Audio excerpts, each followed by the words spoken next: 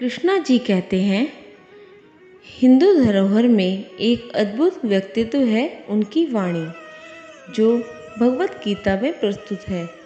हमारे जीवन को मार्गदर्शन प्रदान करती है।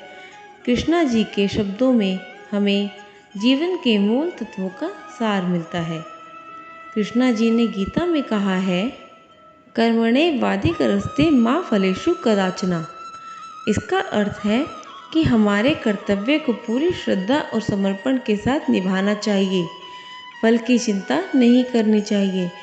ये हमें कर्म योग का मूल सिखाता है, जिसमें कर्मों में लगाव नहीं, फल में लगाव नहीं, बस कर्तव्य में ही लगाव होना चाहिए। उन्होंने समझाया कि जीवन में परिवर्तन आवश्यक है और हमें उसे स्वीकार करना चाहिए। जीवन की दिशा में बदलाव आना स्वाभाविक है और हमें उसका सामना करना चाहिए बिना चिंता किए। इससे हमारा मन स्थिर रहता है और हमारे अंतरात्मा को शांति मिलती है।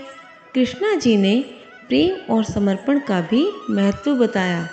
उनका प्रेम गोपियों के साथ, राधा के साथ सबको गले लगाने में व्यक्त होता है।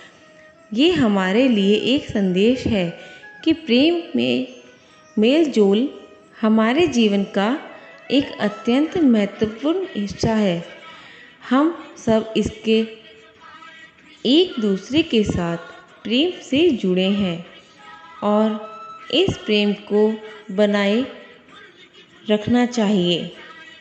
उनकी वाणी में विवेक और ज्ञान का भी महत्व है। कृष्णा जी ने अर्जुन को जीवन के तत्वों का ज्ञान दिया और हमारे लिए भी वही ज्ञान उपलब्ध है। उन्होंने बताया कि हमें स्वभाव के अनुरूप अपने कर्तव्य को समझना चाहिए और उसका पालन करना चाहिए। ज्ञान और विवेक के साथ ही सही और नैतिक रास्ते पर चल सकते हैं।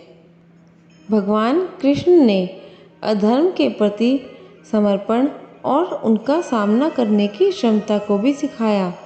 उनका जीवन हमारे लिए एक उदाहरण है कि हमें बुराई से लड़ना चाहिए, धर्म का पालन करना चाहिए, चाहे सारी दुनिया विपरीत क्यों ना हो जाए। इन सभी तत्वों को मध्य भाषा में व्यक्तित्व और जीवन के अनुभवों के साथ जोड़कर व्याख्या करना मुश्किल है, लेकिन भगवत गीता की वाणी हमारे जीवन को निर्धारित करने के सहायक है। कृष्ण जी ने हमें सही रास्ता दिखाया है, जो सामान्य भाषा में हमारे दिल तक पहुंच सकता है।